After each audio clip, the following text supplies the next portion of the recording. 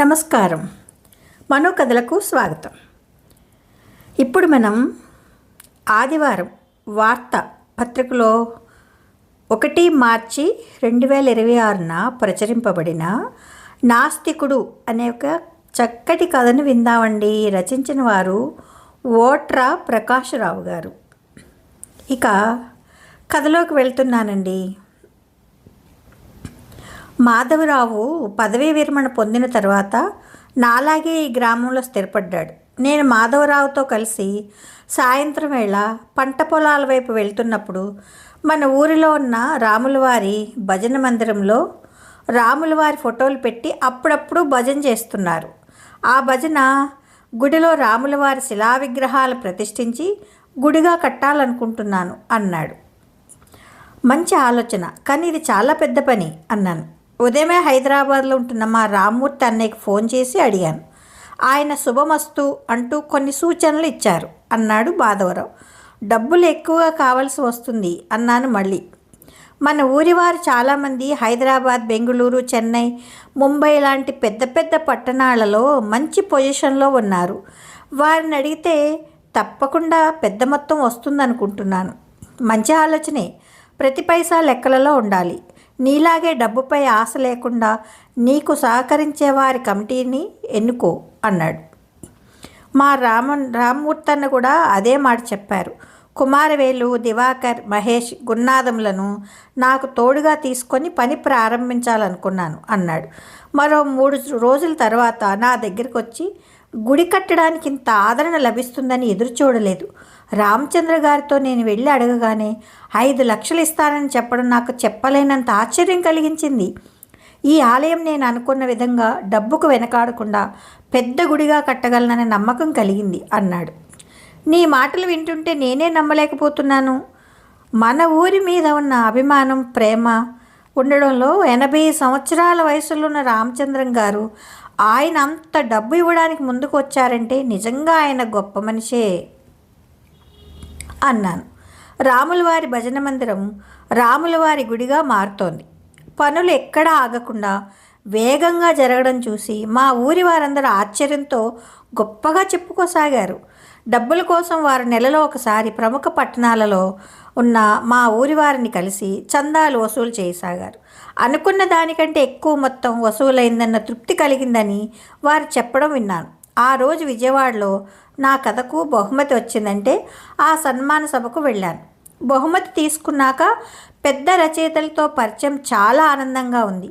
ఒక రచయిత నా దగ్గరికి వచ్చి తనను తాను పరిచయం చేసుకుంటూ, మీ కథలు చదువుతుంటాను, బాగుంటున్నాయి, మీరు ఈవేళ మా ఇంట్లో ఉండండి అంటూ ఆహ్వానిస్తుంటే నా కళ్ళ ముందు 5 లక్షల రూపాయలు గుడి కోసం ఇచ్చిన రామచంద్రం మెదిలారు. ఇంతవరకు పరిచయం లేకున్నా ఇంటికి ఆహ్వానించడం నేను నమ్మలేకపోతున్నాను. సార్, మా ఊరివారు ఒక పని మీద విజయవాడకు వచ్చారు. వారికి తెలిసిన బంధువుల ఇంట్లో మాకందరికీ ఏర్పాటు చేశారు. వారందరూ ఈ కార్యక్రమంకు వద్దామనుకున్నారు, కానీ ఆలస్యం అయినందువలన రాలేకపోతున్నామని ఇంతకు మునుపు ఫోన్ చేశారు.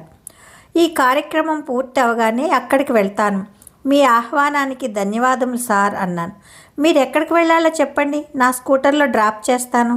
ఇలాంటి మంచివారు ఉన్నారా ఇంకా అనుకుంటూ ఇక్కడికి దగ్గరలోనే వారి ఇల్లుంది. ఆ ఇంటి నుండి నేను ఇక్కడికి వచ్చాను. మీ అభిమానానికి ధన్యవాదములండి అన్నాను. అప్పుడే ఫోన్ రావడంతో చూశాను. రామచంద్రయ్య పేరు చూసి హలో నమస్కారం చెప్పండి అన్నాను. చందాల కోసం తిరగడం పూర్తయ్యాక ఇప్పుడే మా జయకుమార్ ఇంటికి వచ్చాము. నీవు వచ్చాకనే అందరం కలిసి భోంచేద్దాం అన్నారు. ఇంకొక అర్ధగంటలో అక్కడ ఉంటాను అనుకుంటున్నాను అని చెప్పాను. అర్ధగంట తర్వాత వెళ్ళేటప్పటికీ మాధవరావు వారి గుడి కమిటీతో తీవ్రంగా చర్చించుకుంటున్నారు. నన్ను చూడగానే వారి చర్చకు విరామం ఇచ్చారు. నాకిచ్చిన మెమొంటోను చూసి శుభాకాంక్షలు చెప్పారు. కొంతసేపు నాకు జరిగిన సన్మానం గురించి మాట్లాడారు. మరలా గుడి చందాల గురించి మాట్లాడడం ప్రారంభించారు. కుమారవేలు ఫోన్లో మాట్లాడి వచ్చి విజయవాడలో మన ఊరి అతను వెంకటరమణ ఉన్నారట. అతను వ్యాపారవేత్త. అతను అనుకుంటే పెద్ద మొత్తం ఇవ్వచ్చు. అతని నంబరు ఇప్పుడే పంపారు అన్నాడు. అతని దగ్గర 1 పైసా రాదు, వెళ్ళి ప్రయోజనం లేదు అన్నాడు మహేష్. ఎందుకు అడిగాడు దివాకర్. అతను నాస్తికుడు. లేని దేవుడి కోసం ఎందుకింత ఖర్చు పెడతారు అంటూ మనకే పాఠం చెప్పినా చెప్పవచ్చు అన్నాడు మహేష్. అతని భార్యను అడుగుదాం అన్నాడు కుమారవేలు. ఆమెకు దేవుడి మీద నమ్మకం లేదని చెప్పారు. ఆస్తికులే మన గుడి కట్టడానికి ఎంత ఖర్చు చేయాలా అని చెబుతున్నప్పుడు నాస్తికుడు చెప్పడంలో తప్పులేదు. ఎలాగూ విజయవాడ వచ్చాము, మనం రేపు ఉదయం వారింటికి వెళ్ళి అక్కడి నుండి నెల్లూరుకు వెళ్దాం. నేను ఇప్పుడే వెంకటరమణ గారికి ఫోన్ చేసి అడుగుతాను అన్నాడు మాధవరావు.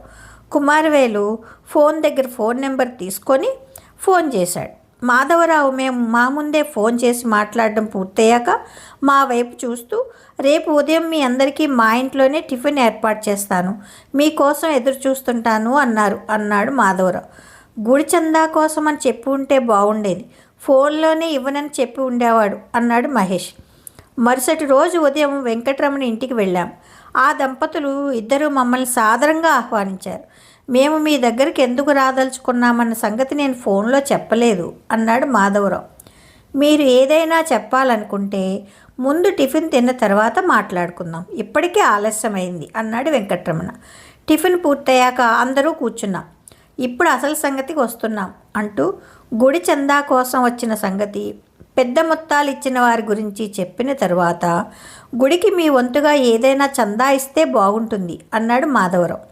అతను మా వైపు చూస్తూ చిన్నగా నవ్వుతూ, మీకు నా గురించి తెలియదనుకుంటాను, నేను అప్పుడే చెప్పాను మీరు నాస్తికులని అన్నాడు మహేష్. నేను దేవుడున్నాడని మీతో వాదించడానికి రాలేదు వెంకటరమణ వైపు చూస్తూ అన్నాడు మాధవరావు.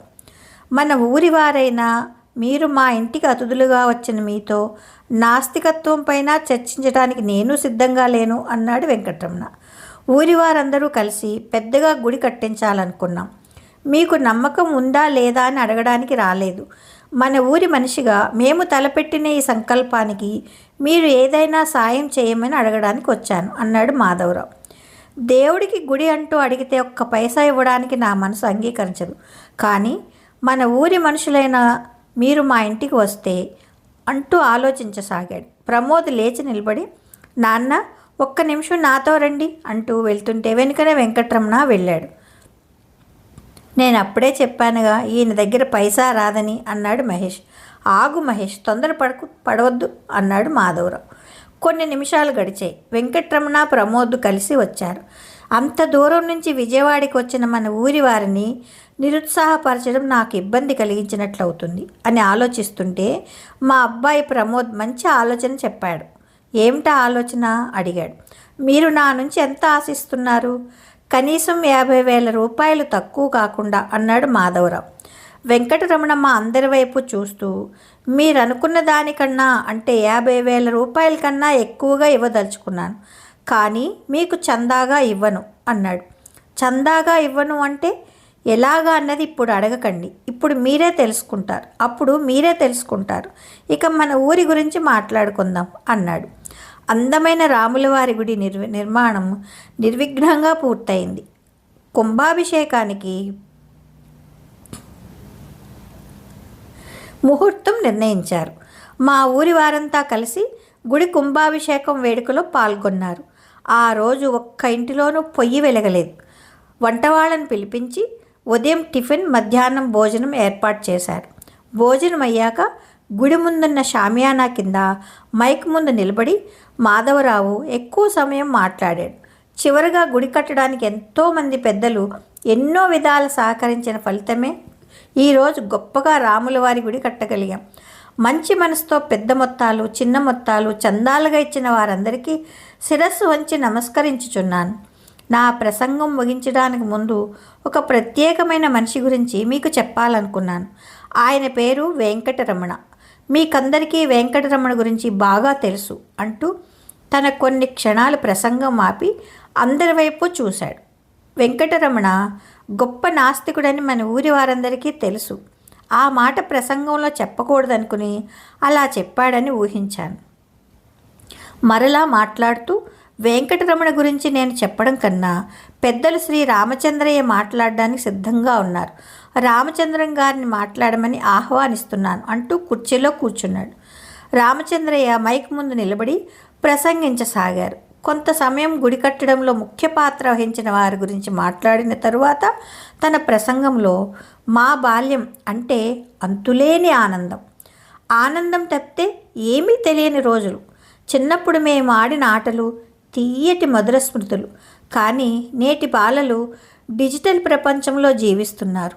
వారికి ఈ ఆనందం తెలీదు. మేము బాల్యంలో ఆడిన అనేక ఆటలు కనుమరుగైపోయింది. ఇక ఈ కాలం పిల్లలకి ఆ ఆటలకు ఎటువంటి సంబంధం ఉండదని బాధపడేవాడిని. 3 రోజుల క్రితం వెంకటరమణ ఈ ఊరికి వచ్చి తాను చేయదలుచుకున్న పని గురించి చెప్పగానే రాములవారి గుడి గోపురం బంగారంతో నిర్మించినంతగా సంతోషపడ్డాను. మా వయసు కలవారినందరినీ ఒక్కటిగా కూర్చొని మా బాల్యంలో ఈ ఊరిలో ఆడుకున్న ఆటలను గురించి వివరంగా అడిగి రాసుకున్నాడు. ఈ గ్రామం పిల్లలకు ఆనాటి కాలం ఆటల పోటీలు నిర్వహించబోతున్నట్లు చెప్పారు. ఆటల పేర్లు, వాటికి ఇవ్వదలుచుకున్న బహుమతులను ఆటల పోటీలు పెట్టడానికి ముందుగానే బడిలో ప్రదర్శించగానే ప్రతి ఒక్కరూ ఉత్సాహంతో పాల్గొన్నారు. గోనె సంచులు తొడుక్కొని పరుగు పందేలు, నేలబండాట, తొక్కుడు బిళ్ళ, కబడ్డీ, బిళ్ళంగోడు, చిల్లాకట్టె, గోళీలాట, బొంగరాలతో ఆటలు, 4 స్తంభాలాట, కోతి కొమ్మచ్చి, కుంటి ఆట, సైకిల్ టైర్లతో పందేలు మొదలైనవి నిర్వహించి వాటికి బహుమతులు ఇవ్వదలుచుకున్నట్లు చెప్పారు. ఒకరు వచ్చి చికుచుకు పుల్లాట అంటూ ఎవరో చెప్తే వాటిని కూడా తన జాబితాలో చేర్చారు. ఈ వీధిలో తిరుమల కడుతున్న ఇంటికి ఇసుక తెచ్చి ఉంటే ఆ ఇసుకలో ఆ ఆటలు నిర్వహించి విజేతలను ఎన్నుకున్నారు. మన గ్రామంలో అబ్బాయి పక్క గ్రామానికి వెళ్ళి కర్రసాము నేర్చుకున్నాడని తెలియగానే ఆ అబ్బాయికి పెద్ద బహుమతి ఇవ్వడానికి నిర్ణయించుకున్నారు. విజేతలకు ఇవ్వవలసిన బహుమతులు వెంకటరమణ ఇవ్వాలని మేమంతా గట్టిగా పట్టుపట్టడంతో అంగీకరించారు. ఇప్పుడు ఆయన బహుమతులు ఇవ్వడానికి వస్తున్నారు. ఒక గొప్ప కార్యక్రమం చేపట్టిన వెంకటరమణకు ఎలా కృతజ్ఞతలు చెప్పాలో అర్థం కావడం లేదు అన్నారు. అప్పుడే రాములవారి గుడిలో గంట వెంకటరమణను ఆశీర్వదిస్తున్నట్లుగా గణగణమని మోగసాగింది. కథ సమాప్తం. ఈ కథ మీకు నచ్చితే లైక్ చేయండి, షేర్ చేయండి, కామెంట్ చేయండి, సబ్స్క్రైబ్ చేసుకొని నన్ను ఎంకరేజ్ చేయండి. ఉంటానండి. ప్రేమతో మీ మను.